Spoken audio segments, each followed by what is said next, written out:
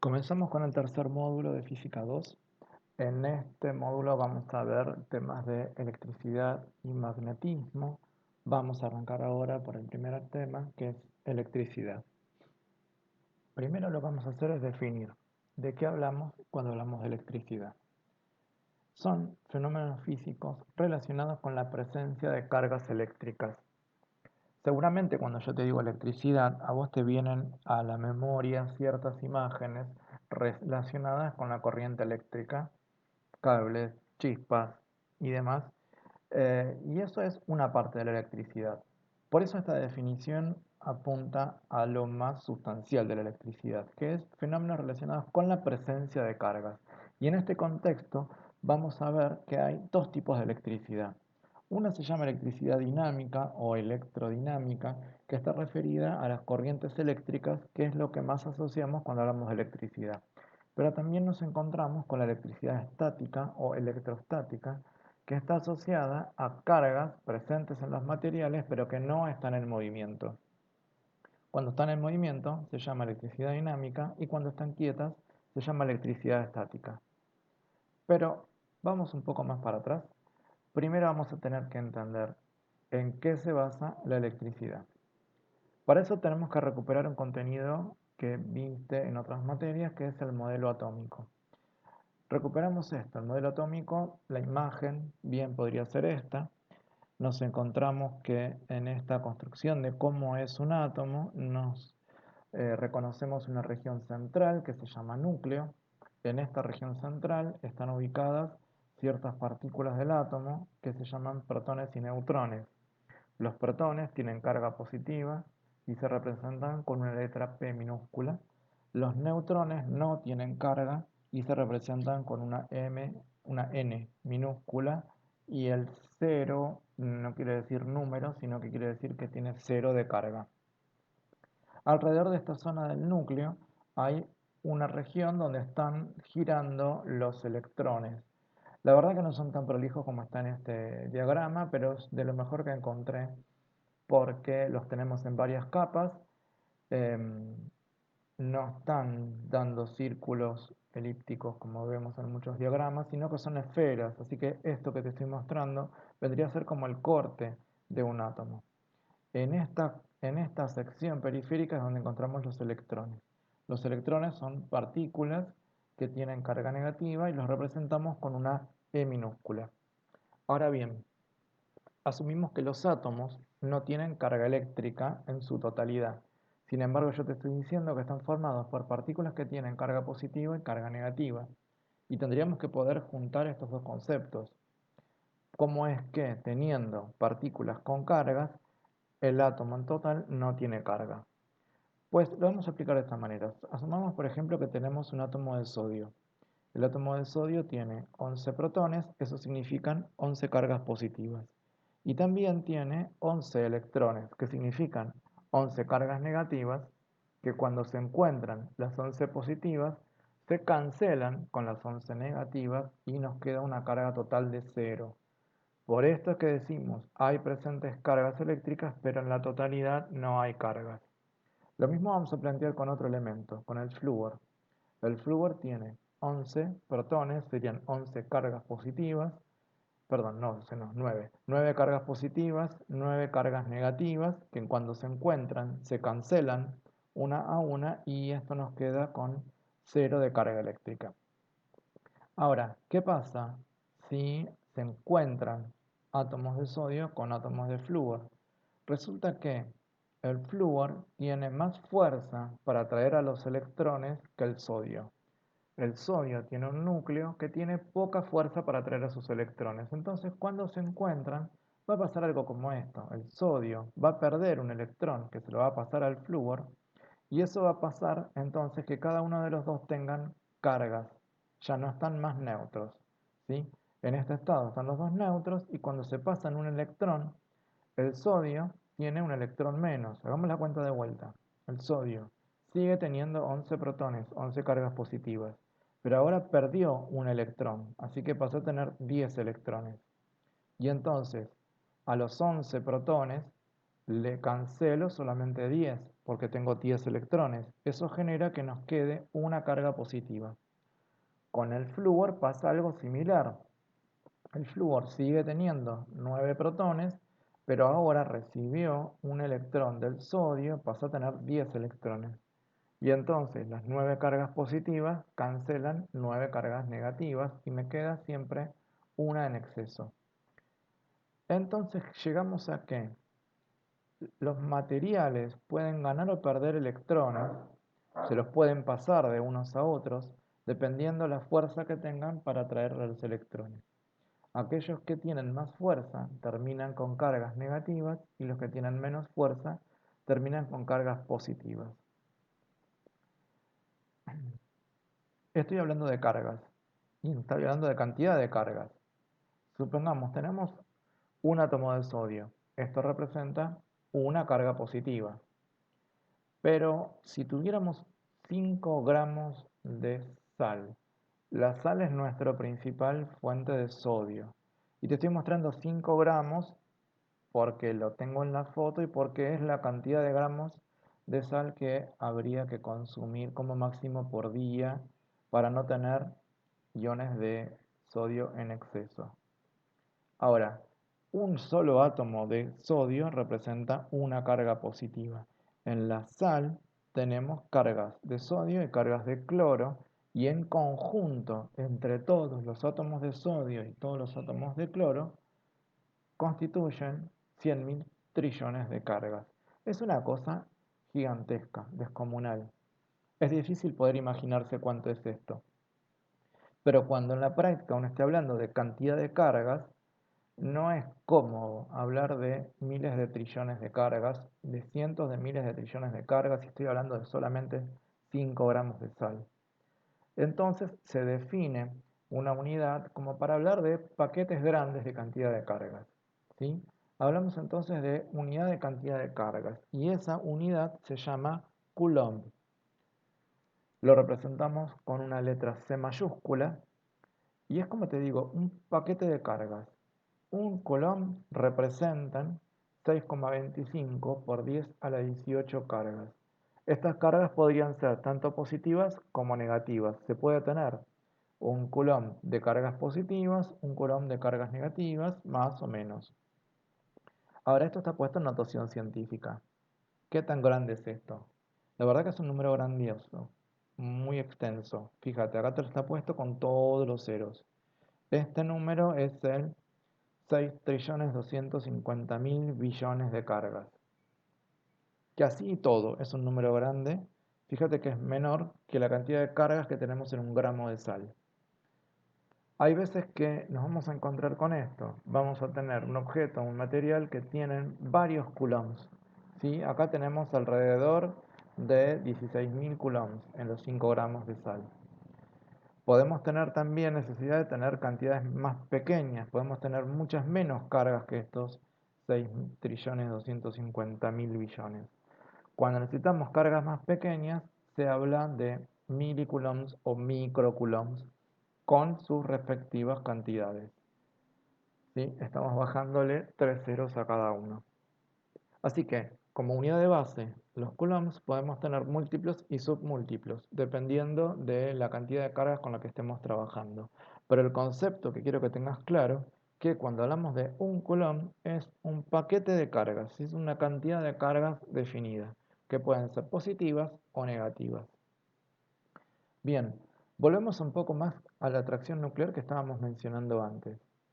Yo te dije que hay átomos que tienen más fuerza que otros. Vamos a tener átomos que son con poca fuerza para atraer a sus electrones y átomos que tienen mucha fuerza para atraer a sus electrones. Los que tengan poca fuerza van a permitir que sus electrones entren o salgan dependiendo de las condiciones en las que se encuentren. O sea que son como bastante libres los electrones, los materiales como son muy permisivos en cuanto a sus electrones. Por el otro lado, los que tienen núcleos con una fuerte atracción de cargas van a tender a retener a sus electrones, los electrones no se van a ir, y es más, si encuentran electrones cerca, es posible que los atrapen y no los dejen irse ni fluir. Estos dos tipos de átomos son los que generan que por un lado tengamos materiales conductores, aquellos que tienen poca atracción del núcleo, y materiales aislantes. Los aislantes son los núcleos que tienen mucha fuerza de atracción. Vamos a ver esto un poco más en conjunto. Tenemos acá dos imágenes que representan a la izquierda los conductores y a la derecha los aislantes. En el lado de los conductores, si te fijas, los electrones son capaces de pasarse de un núcleo a otro, de un átomo a otro. Y esto es pensando un material entero, ¿sí? Supongamos que tenemos, no sé, un clavo de cobre. Dentro del clavo de cobre, los electrones pueden fluir, pueden pasarse de un lado a otro, van y vienen dentro del material. En cambio, en los materiales aislantes, los electrones se mantienen dentro de cada átomo. Los electrones no pasan de un átomo a otro, los átomos no se prestan los electrones. Bien, esto es lo que va a constituir los comportamientos diferentes en conductores eléctricos o aislantes eléctricos. Fíjate qué pasa, si tuviéramos, por ejemplo, tres cargas externas al material, y yo lo que quiero es hacerlas entrar, ¿sí? Las quiero meter a la fuerza. Si yo tengo un material conductor, estas tres cargas en realidad tienen bastante libertad para poder atravesarlo, porque pueden pasar de un átomo a otro sin mayores dificultades. Estas tres cargas van a entrar por un extremo y eventualmente van a terminar saliendo por la otra. En cambio, si hacemos la misma experiencia con tres cargas en un material aislante, si yo lo quiero hacer entrar en el material, estas cargas van a llegar hasta ahí nomás, porque como tenemos átomos que tienen mucha fuerza de atraer electrones, estos electrones que estaban sueltos por ahí son capturados y son retenidos en la superficie. ¿Qué tenemos entonces? A ver, esto genera un comportamiento diferente entre los dos, que es lo que vamos a tratar en el video de hoy. En los materiales conductores, las cargas pasan de largo, así que los materiales conductores nunca se quedan cargados, ¿sí? Siempre el material conductor va a ser neutro. En cambio, en los materiales aislantes, puedo llegar a generar que haya cargas en superficie, como estos tres electrones que terminaron pegados en la superficie. Así que los materiales que se pueden cargar y esas cargas quedan quietas son los materiales aislantes. Revisamos entonces características que corresponden a cada uno de estos dos. Los materiales conductores tienen electrones móviles en todo el material. Eso representa una alta conductividad eléctrica. La conductividad eléctrica es una propiedad que se puede cuantificar en el material, ¿sí? Le ponemos un voltímetro, por ejemplo, o un amperímetro, y medimos qué tanto puede conducir. Hay veces la conductividad eléctrica se expresa como resistividad eléctrica, y en ese caso los conductores decimos que tienen baja resistividad eléctrica. Esto quiere decir que se resisten poco al paso de la electricidad. Cosa sumamente importante que tenés que recordar. Esto ocurre en materiales conductores y los materiales conductores, como ejemplo, tenemos metales varios, algunos son más conductores que otros. Los mejores conductores son los metales preciosos, oro, plata y platino son los que funcionan mejor. No suelen ser los elegidos para grandes extensiones por el costo que tienen, pero por ejemplo las soldaduras de los contactos electrónicos en todos los dispositivos electrónicos, celulares, computadoras, etcétera, se utilizan soldaduras de plata y oro. Otros metales que son buenos conductores y son más baratos, el mejor cruce que tenemos entre precio y conductividad está en el cobre. Por eso el cobre se utiliza en grandes extensiones de cables. Otro metal importante es el acero. El acero, que es una base de hierro con un pequeño porcentaje de carbono. Y ahí es donde pasamos al segundo material, el grafito. El grafito habitualmente lo conocemos por ser el material que se usa en las minas de los lápices negros. Ese material de ahí es grafito. Pero también encontramos grafito como un electrodo en el centro de las pilas AA, AAA, em, las baterías grandes, no me acuerdo qué código tienen, pero ahí en el centro tenemos una barra de grafito. Ese material también es conductor de la electricidad. Y otros son las sales disueltas en agua. Y acá tenemos que hacer una salvedad cuando decimos agua. El agua corriente, el agua de lluvia, el agua estancada en general siempre tiene sales disueltas y son las sales disueltas las que transportan la electricidad a través del agua. El agua sola no es un material conductor, ¿sí? Y esto lo vamos a mencionar ahora cuando entremos en los aislantes. Bien, finalmente, cuando hablamos de materiales conductores, son los que presentan electricidad dinámica. O sea que cuando hablemos de electrodinámica, vamos a estar refiriéndonos al comportamiento eléctrico de los materiales conductores. Por el otro lado, los aislantes tienen electrones fijos en cada átomo, esto que estábamos comentando recién en los dibujos estos que tenemos ahí atrás. Electrones fijos en cada átomo, o sea, los electrones giran, se mueven, pero dentro del átomo, no pueden fluir por todo el material. Eso hace que la conductividad eléctrica sea muy baja, o sea, no son materiales que facilitan la electricidad, el paso de la electricidad. O sea, son poco conductores, eso significa baja conductividad, pero también significa alta resistividad. Se resisten mucho al paso de la electricidad. Estamos hablando de lo mismo. ¿Sí? Importante que recuerdes que estos son materiales aislantes y ejemplos de materiales aislantes tenemos, por ejemplo, madera, vidrio, el vidrio como ejemplo de las cerámicas, pero el vidrio se usa mucho, todos los cerámicos son materiales aislantes, los plásticos y las gomas, o sea, por ejemplo, el polietileno y el PVC, son materiales que se usan mucho en elementos eléctricos. Polietileno se usa en la cobertura de los cables eléctricos, el PVC en elementos eléctricos como las cajas de inspección, las teclas de interruptores, las cajas de tomacorrientes, todo eso son de materiales plásticos porque son aislantes, no permiten el paso de la electricidad. Lo mismo ocurre con las gomas. Y acá vendemos el agua, pero es un agua en particular, el agua destilada. Y tiene que ser destilada y hasta te diría que destilada sola no alcanza, tiene que ser desionizada. Hay un material que se llama, un producto comercial que se llama agua desionizada. El agua desionizada no conduce a la electricidad, ¿sí? Eh, no es el agua más frecuente, por eso está bien cuando decimos el agua conduce a la electricidad, pero acá tenemos que afinar un poco más y entender de qué estamos hablando. No es el agua la que conduce a la electricidad, sino las sales que están disueltas. Así que cuando tenemos agua sin iones, ese material es aislante.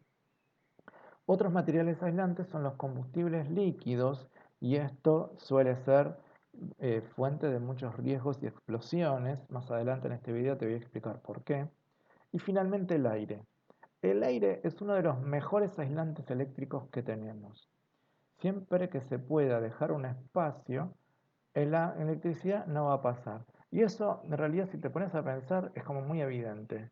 Porque si el aire fuera conductor y permitiría el paso de la electricidad. Digo, yo tengo un tomacorriente abierto y tengo una lámpara de escritorio con el cable y lo mantengo a 2 metros de distancia, pero entre esos 2 metros hay aire. Si el aire fuera conductor, la lámpara se prendería. Es más, todos terminaríamos electrocutados. El aire es uno de los mejores aislantes y esto va a tener que ver también en un fenómeno que te voy a contar sobre el final, que es la caída de los rayos. Finalmente, entonces, los materiales aislantes son los que presentan electricidad estática, aquella que está eh, causada por cargas eléctricas fijas en la superficie, como la imagen que te estaba mostrando recién que nos quedó ahí atrás. Bien, ahora, esto de materiales aislantes y materiales conductores está bien y en la práctica lo usamos con ese criterio y es un criterio razonable, pero la verdad que tendríamos que tomarlo con mucho más cuidado. ¿Por qué? La verdad que en el fondo, no existen los materiales aislantes. Ningún material es aislante. ¿Sí? Todo va a depender de la cantidad de electricidad que esté presente para tratar de pasar. Y vamos que te lo voy a mostrar. Esto es una técnica que se utiliza para estas obras de arte que se llaman figuras de Lichtenberg. Lichtenberg eh, vivió en la segunda mitad del siglo XVIII y fue cuando se empezó a trabajar con dominar la electricidad. ¿Qué significaba dominar la electricidad? Bueno, se empezó a desarrollar la posibilidad de tener pilas. En esto, Volta fue un pionero que fue el primero que construyó una pila Si querés después buscarlo, pero es muy pintoresca la pila que construyó. Fue un- eh, tenía discos de cobre y discos de zinc que los puso uno arriba de otro, separados entre sí por trapos llenos de ácido sulfúrico. Y lo que hizo fue una pila de discos de zinc y de cobre. Por eso a esto lo llamó pila y desde entonces que llamamos pila a cualquier dispositivo que nos brinde electricidad química, que es este el caso. Bien, ante esta posibilidad de poder manejar la electricidad tipo envasada, como es en una pila, se multiplicaron los experimentos y algunos entraron en el área artística, que fue la posibilidad de hacer estas figuras. Se hacen en madera. Mira, te voy a mostrar cómo está constituido esto. En este video se muestra cómo se hace una figura de Lichtenberg. Tenemos ahí una tabla de madera que se le pasó, se la pintó, tiene una pequeña capa de soda cáustica. Eso lo que hace es bajar la cantidad de corriente que yo tengo que pasar, el voltaje que tengo que pasar. ¿Sí? En esta placa de madera se aplicaron 2000 voltios. Si no estuviera la soda cáustica, y por ahí tengo que llegar hasta 5000 o 7000 dependiendo la madera. Pero finalmente va a llegar a un potencial, a un voltaje que la madera va a permitir el paso de la corriente. Y uno dice, pero la madera no es conductora. Y es correcto, la madera no es conductora dependiendo del voltaje.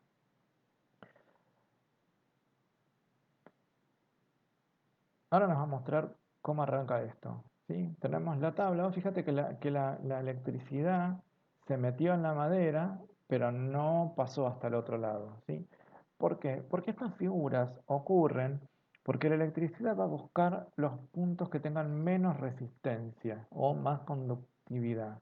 En el caso de la madera es complicadísimo. Digo, la madera, uno dice, no es conductora y es correcto. Pero si uno le aplica suficiente voltaje, empieza a permitir el paso de la corriente, ¿tá? Que es esto que nos está mostrando. Entonces, los materiales aislantes sí existen, pero depende con cuánto yo lo tiente, con cuánta electricidad lo tiente. Va a llegar un voltaje en que va a permitir el paso de la corriente. Entonces, hay que tener cuidado con eso de es aislante. Es aislante hasta cierto voltaje. Y estas figuras, que son como arborizaciones, a mí me resulta muy agradable verlo, son arborizaciones porque la electricidad está buscando el punto más débil para poder pasar, el punto de mayor conductividad dentro de la poca que tiene la madera. Estas figuras de Lichtenberg no aparecen únicamente en estas figuras hechas en madera. Te voy a mostrar otra imagen. Estas dos personas no se han tatuado figuras de Lichtenberg en la piel. Estas dos personas son sobrevivientes de caídas de rayos.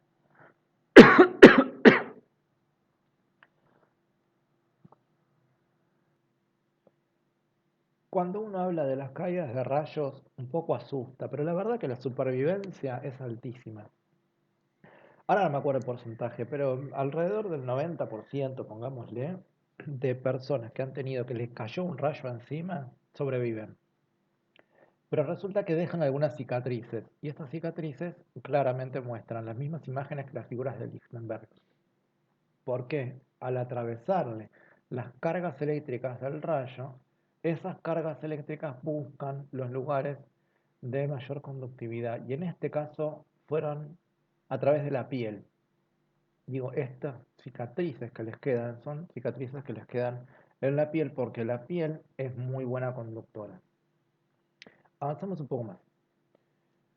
Vamos a empezar a trabajar ahora únicamente con la parte de materiales aislantes, únicamente con la electricidad estática todo el resto del video.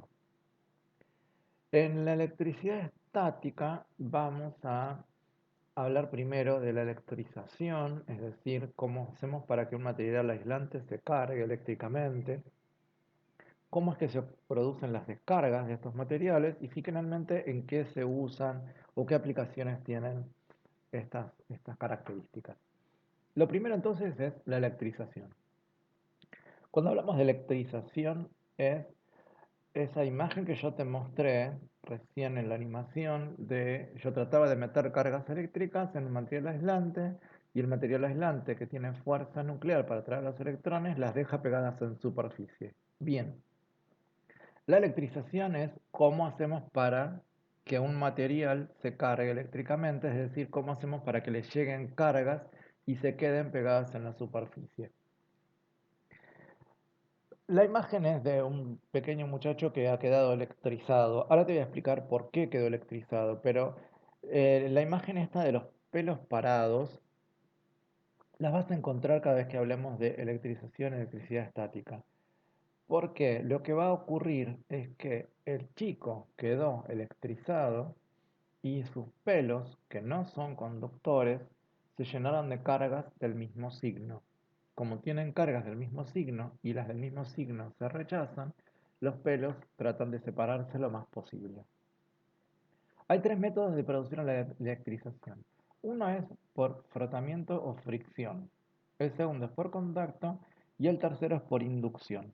Vamos a ir viendo cada uno por separado. Primero por frotamiento o fricción. Para que ocurra este fenómeno tendríamos que tener dos materiales, los dos tienen que ser aislantes, los dos tienen que ser aislantes y tienen que ser materiales diferentes. Uno de los dos va a tener mayor fuerza para atraer a los electrones que el otro. Cuando los friccionamos, lo que estamos haciendo es rasparlos, ¿sí? Un material, por más que uno lo vea muy liso, si agarramos, por ejemplo, plástico y decimos el plástico es liso, sí, pero cuando bajamos mucho a escala, ¿sí? Sí, es más, si lo tocas con cuidado con la punta de los dedos, por ahí notas las irregularidades. Y si con la punta de los dedos no alcanza, yo te aseguro que mirado con microscopio en la superficie está lleno de arrugas. Esas arrugas producen la fricción entre los materiales, ¿sí? Se van raspando uno con el otro.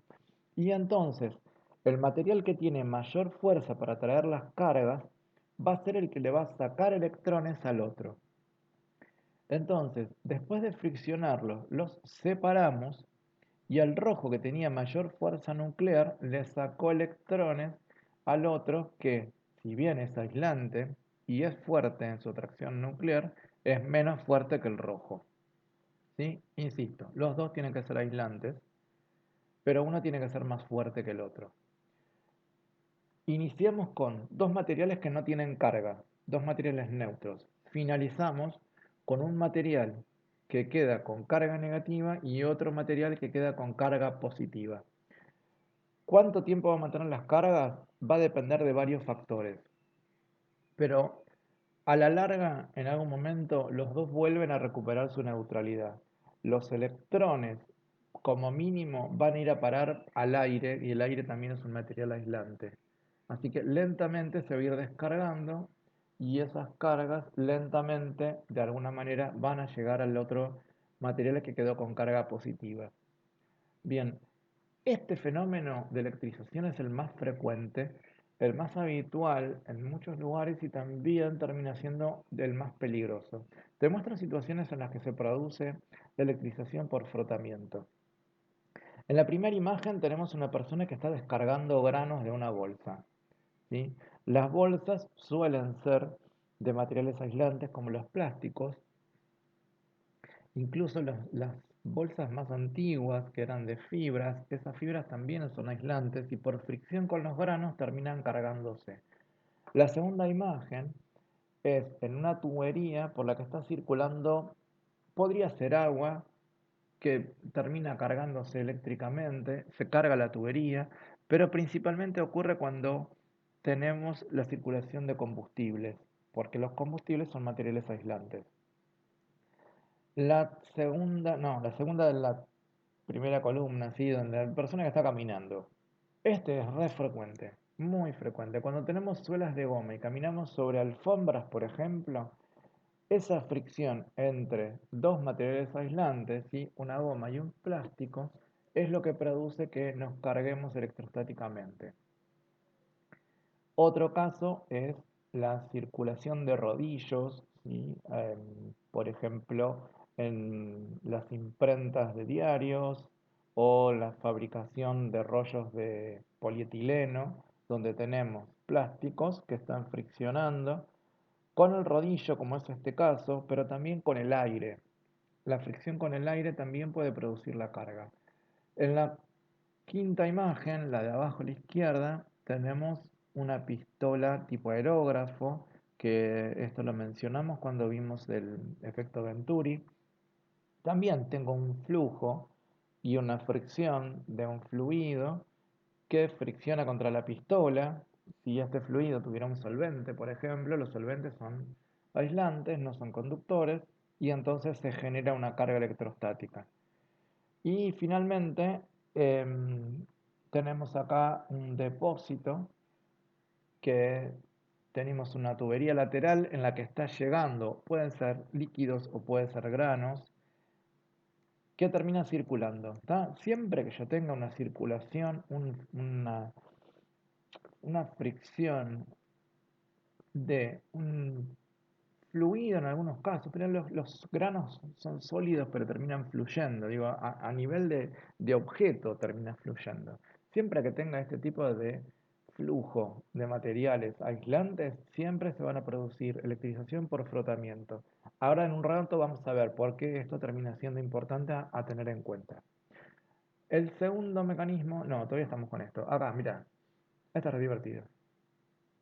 Tenemos un globo, el globo es de látex, el látex es un plástico, es una goma, y lo fricciona con una tela, que puede ser una tela de lana, tal vez de poliéster.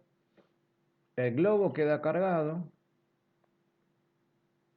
y estamos demostrando que el globo queda cargado porque es capaz de desplazar al agua. El agua, al fluir por la canilla y al fluir a través del aire, también se carga.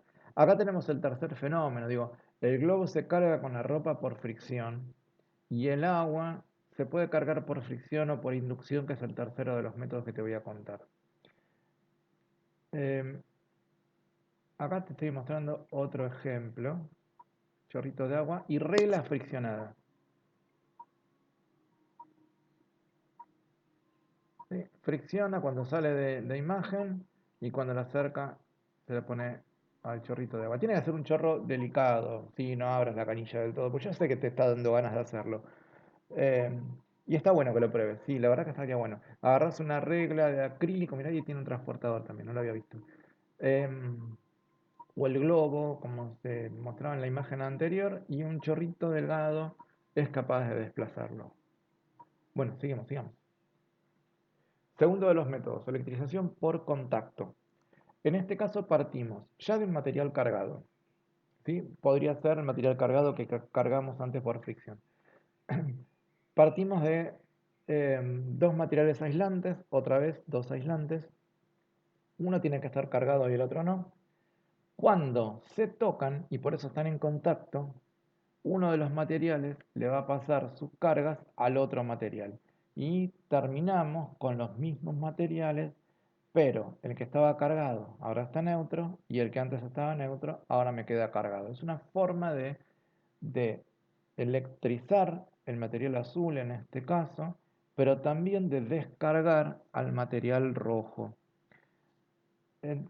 Cuando uno se electriza, por ejemplo, por fricción, una forma de descargarse sería esta, ¿sí? Tocar otro material que acepte las cargas. En este caso yo te estoy mostrando, tiene que ser dos materiales aislantes. Después te voy a hablar de qué pasa cuando uno entra en contacto con un conductor, pero no sería una electrización, sería una descarga. ¿Tá? Cuando hablamos de electrización, está electrizado el material azul. Y el tercero es el de inducción. Este es como el más mágico. A ver, arrancamos otra vez con dos materiales, uno cargado y el otro no. Y el punto es que no se tienen que tocar. A diferencia del que te mostré recién, se tienen que acercar. Y cuando se acercan, resulta que el rojo que tenía cargas negativas en superficie se acerca al azul y el azul es neutro porque tiene de las dos cargas, pero las negativas del rojo rechazan a las negativas del azul. y eso produce un desplazamiento de cargas dentro del material azul. ¿Tá? Cuando estos dos materiales se alejan, el azul queda cargado, ¿sí? Y queda con las dos cargas, o sea, le va a quedar un extremo con carga positiva y el otro extremo con carga negativa. Es el único ejemplo de lo que te estoy mostrando hasta ahora que al mismo material le quedan las dos cargas, positivas y negativas. Es el más mágico en el sentido de que no te está tocando nada y sin embargo se produce el fenómeno de electrización, pero también es el más inestable, porque el material azul tiene todo para neutralizarse solo, para descargarse. Las cargas negativas que se fueron a un lado lentamente van a migrar hacia el lado positivo porque son atraídas por las cargas positivas. ¿Sí?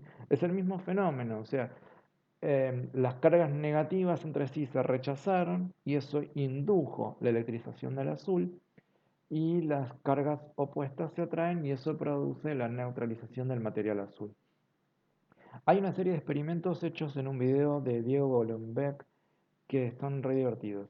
En el aula yo te puse varios videos, algunos son obligatorios y en un rato te voy a decir cuándo mirarlos y te puse un par más que son opcionales.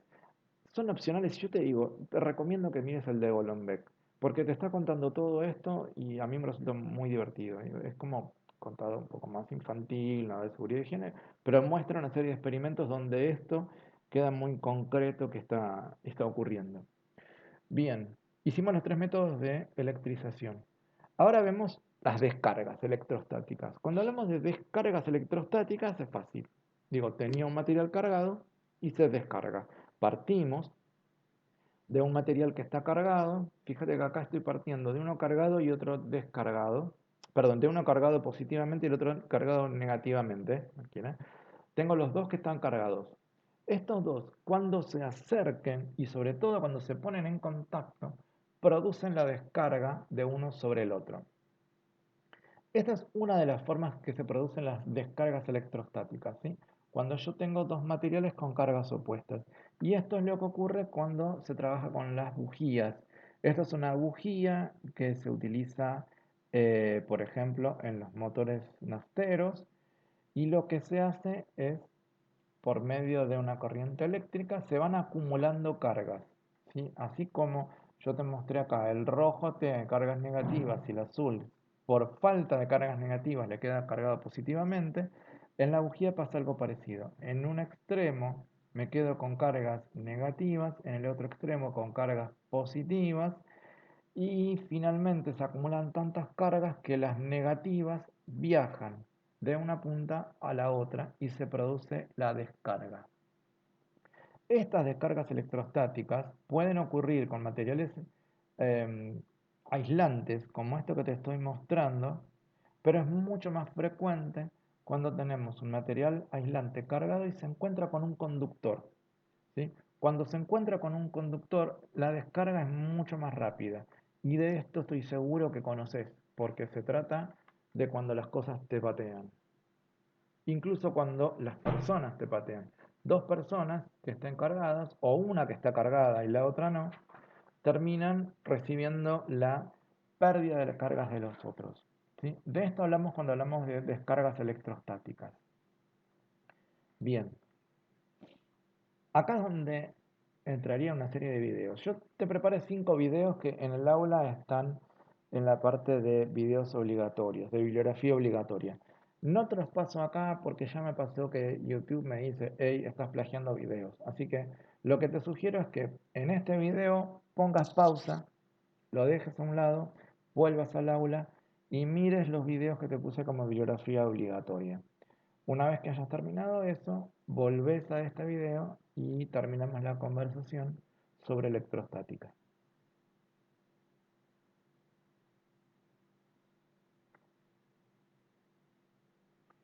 Bien, después de haber visto qué es lo que pasa con las cargas electrostáticas y sobre todo con las descargas electrostáticas, es razonable tratar de prevenir accidentes como los que viste en los videos. Te estoy mostrando dos imágenes. La de la izquierda tiene que ver con una prevención, no tanto de la persona, sino más bien de los equipos electrónicos. Los equipos electrónicos son muy susceptibles a las descargas electrostáticas. Supongamos, como viste en el video, una persona que em, está sentada y tiene una silla de plástico y la ropa que tiene poliéster, el hecho de, es raro que no esté quieto demasiado tiempo, se empieza a mover en la silla y la fricción de la tela contra el asiento termina cargando a la persona. Sí, tengo al técnico de PC que se cargó electrostáticamente con su asiento y agarra un destornillador y lo acerca a una placa con circuitos electrónicos, es muy probable que sus cargas electrostáticas del cuerpo sean conducidas por el destornillador hacia la placa y se queme un circuito. Y el técnico se quiere matar. Porque hay que cambiar toda una placa. Digo, una parte que se quemó es muy raro en la actualidad que se pueda reparar, ¿sí? Entonces, se utiliza este dispositivo, esto que te estoy mostrando, esa pulsera azul con un cable, se llama pulsera de descarga o pulsera antiestática. En la parte interna, ¿sí? En la parte interna de la pulsera celeste que tenés acá, tiene una malla metálica en contacto con la piel. Y debajo de este conector, te lo volvé, acá está. Debajo de este conector hay un contacto metálico y entonces todas las cargas electrostáticas que se generó por la fricción se conducen por este conector a través del cable y va a terminar en el cocodrilo descargando en toda la carcasa de la PC. Termina descargando las cargas. Sí, es razonable que uno diga, bueno, pero termina yendo a la PC. Sí, pero lo que hacemos es disiparlas la misma cantidad de cargas. O sea, acordate que las cargas son cosas extremadamente pequeñas, ¿sí? No estamos hablando acá ni siquiera de un microculón. Una cantidad de cargas muy pequeñas se terminan dispersando en toda la carcasa. El problema está en cuando uno lo acerca con una punta y entonces se concentran y toda esa energía termina produciendo que se queme parte de la placa. La otra imagen, la de la derecha, es en el caso de la descarga de combustibles, ¿sí? Esto puede ser un combustible o un solvente, que como te contaba antes, son aislantes y entonces hay dos motivos por los que se podrían cargar. Uno es lo que en realidad parece más evidente. Si abre la llave, tengo un flujo del solvente o del combustible eh, friccionando paredes y sobre todo friccionando el aire que puede ser que lo cargue y entonces podría producir una chispa y esa chispa detonar el material, como hay un video que se explica justamente esto. Y entonces el elemento de descarga es este cable de acero con dos broches metálicos y lo ponemos a un elemento conductor. Entonces, todas las cargas electrostáticas que vayan acumulando en el combustible van a terminar descargando al material conductor y lo que hacemos es disiparlas. Lo que tratamos no es de que no existan esas cargas en estos casos, sino que darle un camino a un lugar extenso donde se puedan dispersar. Este es otro elemento de descarga. Ya cada vez se ven menos. Te explico primero ¿en qué consiste? Esto se lo llama colita rutera, ¿sí? Es una cinta que es como de goma, pero que en el interior tiene un cable de acero. La imagen que tenemos acá abajo, no sé si llegás a ver, tiene una puntita metálica, ¿sí? Eso es parte del cable de acero, que en el otro extremo, si te fijas acá arriba, tiene un tornillo. Ese tornillo se atornilla a la carrocería, en este caso de un auto, pero también puede ser de un camión. Lo que hacemos es todas las cargas electrostáticas que se generan en superficie se conducen a través del tornillo al cable de acero y eso termina haciendo tierra en el suelo o en cualquier contacto metálico. ¿Por qué es importante esto? Bueno, en principio porque es desagradable tener chispazos con el propio auto, pero hay situaciones mucho más peligrosas como es en el caso de los camiones cisternas de combustible. Em, Combustibles u otros materiales combustibles, digo, no solamente nafta, gasoil, digo, este camión, si te fijas en las placas de transporte, dice conduce alguna cosa de misceláneos, que podrían ser materiales que se carguen electrostáticamente y que con una chispa detonen. En el caso de que fueran combustibles, es lo más frecuente que nos vamos a encontrar. El propio movimiento del camión cisterna hace que el combustible dentro de la cisterna se mueva hacia adelante y hacia atrás, y ese deslizamiento hace que se vaya cargando electrostáticamente. Y hasta ahí en realidad no hay ningún problema. El problema es cuando abrimos la llave y descargamos el camión. Si te fijas, hay unos protocolos en las camiones cisternas de combustibles cuando van a descargar en las estaciones de servicio, que primero tienen que conectar la puesta a tierra, ¿sí? Y después recién pueden conectar las tuberías de combustible. Esa puesta a tierra es básicamente un cable de acero como este que te estaba mostrando a la derecha, con dos broches de metal que van a hacer tierra entre la carrocería del camión y algún elemento de descarga que haya en la estación de servicio. Una vez que se hace la descarga de cargas electrostáticas, recién entonces se puede empezar a la operatoria de trasvasar el combustible.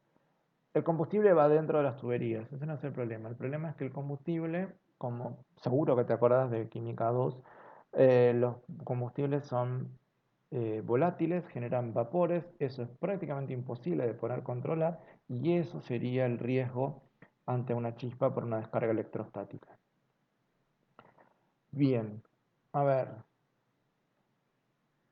vamos a algo más lúdico. No sé si en la escuela lo hiciste esto y si no, perdiste una parte importante de la escuela. Pero lo que te estoy mostrando acá es un juego que se hacía levantando papelitos con la virome. Si no lo hiciste, te lo voy a mostrar ahora y si yo lo hiciste, es bueno recordarlo. Y en cualquier caso, yo te voy a mostrar cómo lo hacen, pero te sugiero que le pongas una pausa al video y lo intentes. Porque, sobre todo porque es divertido. A ver, necesitamos una virome de plástico, un montón de papelitos cortados y esta virome lo que hay que hacer primero es friccionarla. Fíjate que usa una tela, un material natural, puede ser contra lana, puede ser contra algodón o puede ser contra algún material plástico. Y cuando lo acercamos a los papelitos, la virome termina como absorbiéndolos. ¿Sí? Vamos a darle de vuelta. Mira, a ver, otra vez. Los papelitos tienen que ser pequeños. Entonces, lo que hacemos es friccionar la virome. No debería ser telas plásticas, pero a veces funciona. Y si no, lo otro que funciona muy bien es contra el pelo. Yo trato de no hacerlo eso porque no siempre me funciona a mí. Pero finalmente, digo, los papelitos se levantan. Incluso hay dos papelitos que uno levantó al otro. Chan, es mágico, a mí me divierte mucho, pero quiero pensarlo un poco más desde el lado físico, a ver qué está pasando. Desde el lado físico tenemos acá los tres fenómenos de electrización que vimos antes. Los fenómenos yo te dije que era fricción, contacto e inducción. Si lo pensamos, lo primero que vamos a tener es la electrización por fricción en el momento que fricciona la virome contra la manga de la ropa. Este es el momento en que los electrones pasan de un lado a otro y están pasando hacia la virome. Cuando se acerca, acá se está tocando, ¿sí? Y por contacto genera la electrización. Pero incluso hay otros videos donde se muestran, y en realidad lo más divertido cuando no llegas a tocarlo, es acercar la virome, lo acercas despacio, despacio, despacio, y los papelitos en algún momento empiezan como a temblar y alguno se levanta. Cuando hacemos eso, ahí estamos haciendo una electrización por inducción. ¿Por qué? Porque no hay contacto, ¿sí? Entonces, con este juego simple, estamos viendo los fenómenos estos de electrización. Pero hay otra cosa más que quiero mostrarte del lado de la física. Pensar que la virome no está agarrando a los papelitos y sin embargo se sostienen en el aire. Estos papelitos tienen su peso. Es mínimo, es insignificante, lo que quieras, pero tienen peso. Y la virome los está levantando. Así que la virome, de alguna manera, está haciendo una fuerza que se opone al peso de los papelitos. Así que acá nos apareció una fuerza que nunca habíamos tenido en cuenta. Esa fuerza que se opone a la fuerza peso es la fuerza eléctrica y es una fuerza eléctrica basada en la atracción o repulsión de cargas. Esa fuerza eléctrica tiene algunas variables que la controlan. Esas variables puestas en una ecuación se llama ley de Coulomb. Yo sé que las fórmulas te asustan un poco, pero vamos a mirarla con cuidado, despacio. A ver, vemos cada uno de los elementos. Esto es la fuerza de atracción o rechazo. En el caso del avirome, uno quisiera que la fuerza sea grande para que atraiga los papelitos más fácilmente o traiga más cantidad de papelitos. Eh, y una forma de regular eso es qué tanto friccionamos el avirome, por ejemplo. Si friccionamos poco, la fuerza es pequeña. Si friccionamos mucho, la fuerza termina siendo muy fuerte y terminamos levantando los papelitos o más cerca o más lejos o incluso más cantidad de papelitos. Entonces, ya vemos que hay algunas variables que conocemos que controlan esta fuerza eléctrica de atracción o rechazo. Y la fricción lo que va a hacer es que se arranquen electrones de un material a otro y eso lo que hace es aumentar la cantidad de cargas. Y la cantidad de cargas es otro de los elementos. Primero pasemos por este otro. A ver, cantidad de cargas en la superficie. Esto es lo que yo te estaba diciendo. Cuanto más friccionamos, tenemos más cantidad de cargas. Si yo aumento la cantidad de cargas, es más grande la fuerza. Otro de los elementos es la distancia que tenemos entre las cargas. Acá la distancia tiene que estar elevada al cuadrado, pero para nosotros no va a ser importante. Si yo pienso en los papelitos y yo no friccioné lo suficiente, lo que voy a tener que hacer es acercar la virome lo más posible. O sea que lo que estoy haciendo es reducir la distancia, por lo tanto divido por un número más pequeño y eso hace que la fuerza aumente. Otro de los elementos es esto, que se llama constante de Coulomb. La constante de Coulomb es una constante, digo, no hay forma de modificar esto y más que nada una constante de proporcionalidad. Cuando Coulomb estuvo trabajando sobre esto, también en el siglo XVIII, se trabajaba con instrumentos que justamente se basaban en la atracción de cargas para ver el fenómeno y dijo, bueno, hice mediciones, la única forma que me cierre todo esto es que haya una constante de proporcionalidad, un número que haga que esto cierre. ¿Está? Porque, por ejemplo, las cargas se miden en coulombs, cantidad de cargas. Y hago coulombs por coulombs, voy a tener al cuadrado. Abajo la distancia la medimos en metros, pero finalmente la fuerza tiene que estar en newton. ¿Cómo hago para que coulomb cuadrado sobre metros cuadrados me quede en newton? Listo, le metemos una constante, de modo que las unidades se vayan cancelando y todo me quede en newton. La constante la tenemos ahí, es más que nada para que nos cierren los números. Y el último de los elementos que tenemos acá se llama constante dieléctrica o permitividad eléctrica del medio y nos estamos refiriendo al medio que hay entre las dos superficies cargadas. En la imagen, en el video que te mostré recién, el medio es aire y las superficies serían la de los papelitos y la del avirome. Y el aire yo te conté que es uno de los mejores aislantes. Así que, si yo pienso esto, constante dieléctrica o permitividad eléctrica, lo que estoy diciendo es qué tan buen conductor es este material que yo estoy teniendo acá. Veamos cómo funciona esto. A ver, pensemos en esto que cuando tocamos algo nos patea por una descarga electrostática. Lo que quisiéramos es que no nos patee, o sea, que no haya descarga. Para que no haya descarga, las cargas que ya se formaron entre las superficies tendrían que tener muy poca fuerza para atraerse entre sí y que se produzca la descarga. Porque en el fondo, te lo mencionaba recién, la descarga es que las cargas negativas de una superficie viajan hasta la otra. Si hay poca fuerza de atracción entre las dos superficies, no va a haber descarga. Así que lo que yo quisiera es que haya poca fuerza para que no haya descarga.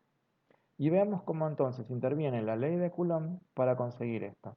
Lo que necesitamos es que la fuerza sea pequeña para que no haya descarga. ¿Qué cosas podemos modificar? Una es que haya pocas cargas. O sea, no nos friccionemos o no usemos materiales que se puedan cargar. La cuestión es no generemos muchas cargas, que la cantidad de cargas sea pequeña.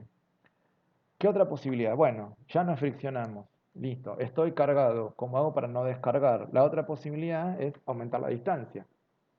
¿Qué hago para aumentar la distancia? Me mantengo lejos. Digo, la distancia entre las dos superficies que van a producir la descarga, la aumento y eso hace que la L cuadrado sea mayor, divido por un número más grande, finalmente la fuerza termina disminuyendo.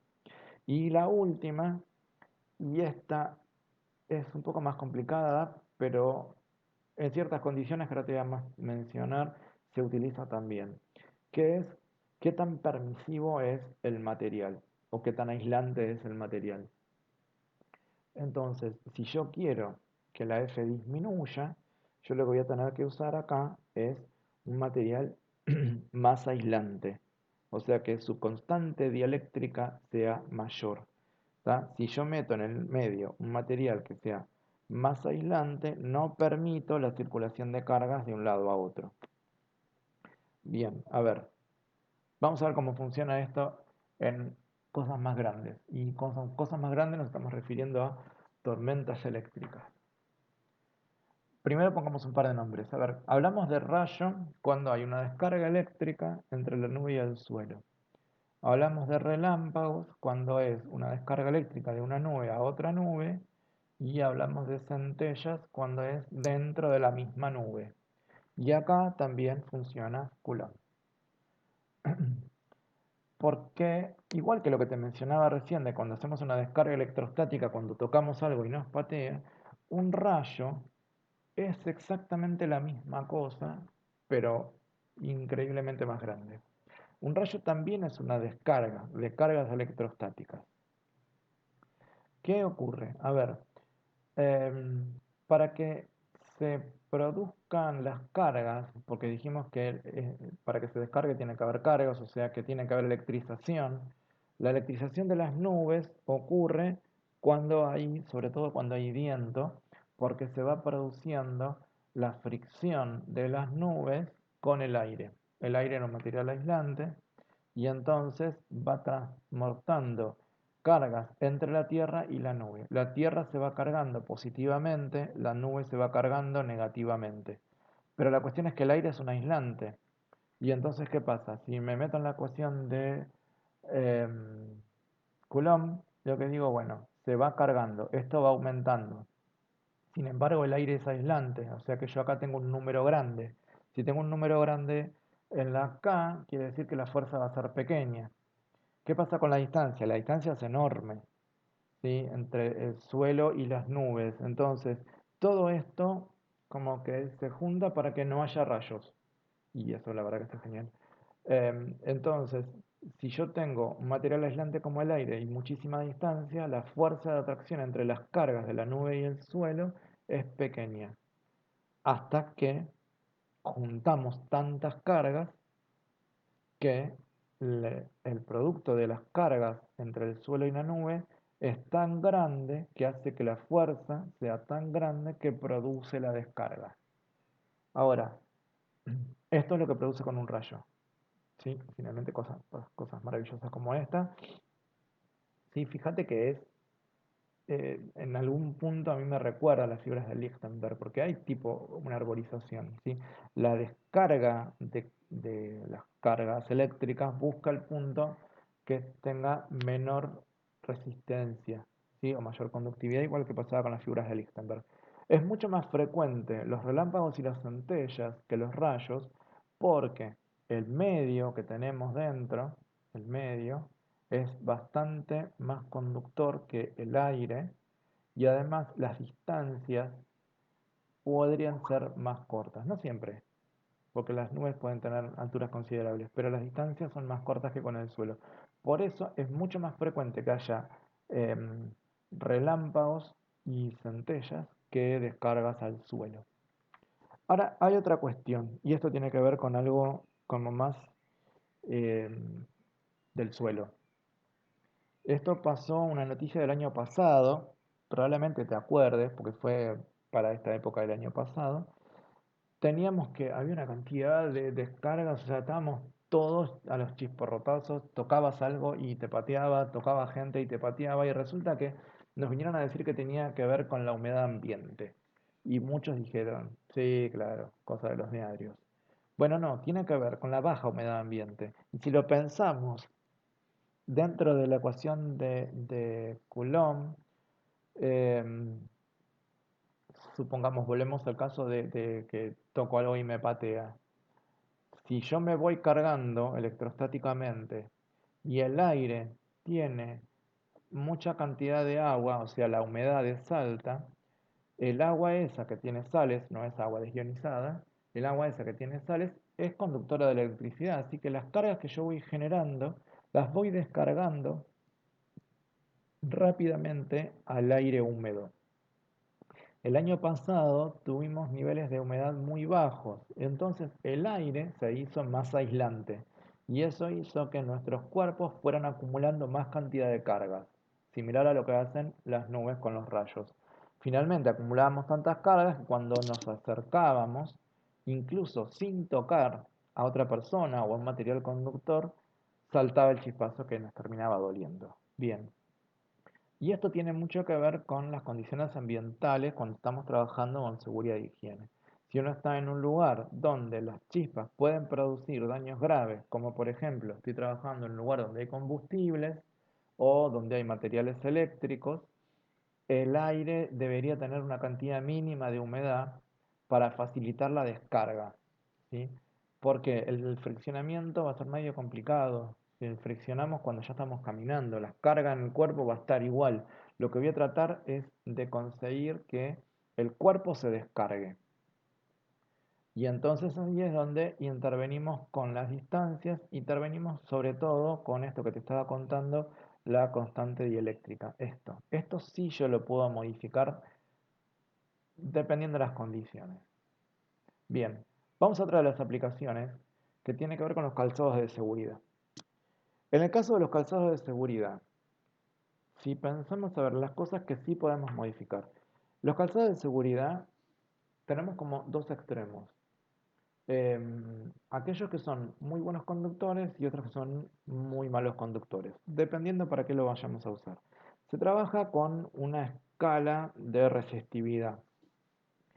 Esta línea que tenemos acá está en megawatts y está referida a qué cantidad de potencia eléctrica yo tengo que aplicar para que las cargas puedan atravesar finalmente. ¿Sí? Empecemos a analizarlo de a poco. Si yo tengo, empezamos del lado izquierdo. El trabajo de un electricista, por ejemplo. Necesitamos evitar que se electrocute. Como va a trabajar con electricidad, lo que tengo que evitar es que la electricidad le pase a través del cuerpo hasta llegar al suelo. Para eso voy a necesitar que la fuerza de las cargas sea pequeña. Y le damos entonces uno de estos zapatos, calzado aislante. Los calzados aislantes hasta las, hoy no sé cómo se llaman, los aritos que recubren los ojales, donde se ponen los cordones, no pueden ser conductores, no podemos tener ninguna pieza metálica. Porque lo que yo tengo que darles son todos materiales que tengan una constante dieléctrica muy alta. Un electricista no puede regular, por ejemplo, la cantidad de cargas, o sea, va a trabajar con la electricidad, va a trabajar con cargas altas. Entonces, ya yo lo que necesito es que la fuerza sea pequeña y la cantidad de cargas no la puedo modificar. ¿Qué hacemos? Bueno, las cosas que puedo modificar es la constante dieléctrica y la distancia. Y esta distancia va a ser entre cargas, o sea, entre las superficies cargadas, que en principio es la del cuerpo del electricista y el suelo. Lo que voy a poder hacer es ponerle un material que sea más aislante, o sea, con una constante dieléctrica muy alta, y con suelas más altas, porque al ponerle suelas más altas aumento la distancia. De esta manera, el zapato es aislante y como lo vimos con las figuras de Lichtenberg, es aislante sí, pero es aislante hasta cierto voltaje. Y ahí es donde entra en juego esta línea. Bueno, este zapato es aislante hasta 1000 megawatts. O sea, estamos hablando de 1 terawatt básicamente. Bien, quiere decir que va a haber un voltaje que pueda pasar a través del zapato y esto también lo tenemos que tener en cuenta. Ningún material es completamente aislante. Vamos al otro extremo. Zapato conductivo electrostático. A ver, ¿qué quiere decir esto? Conductivo. Quiere decir que le estoy dando un zapato que facilita el paso de la electricidad. ¿Dónde vamos a usar esto? Y en situaciones donde las cargas electrostáticas pueden ser un problema. ¿Sí? Eh, Como te mencioné antes, una estación de servicio estaría genial que tuvieran zapato conductivo.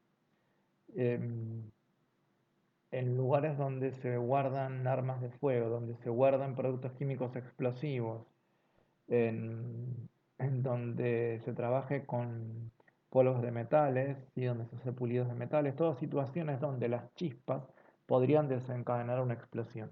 ¿Cómo hago para evitar las chispas? Tengo que evitar la descarga. ¿Cómo hago para evitar la descarga? Bueno, no puedo evitar que el cuerpo se cargue.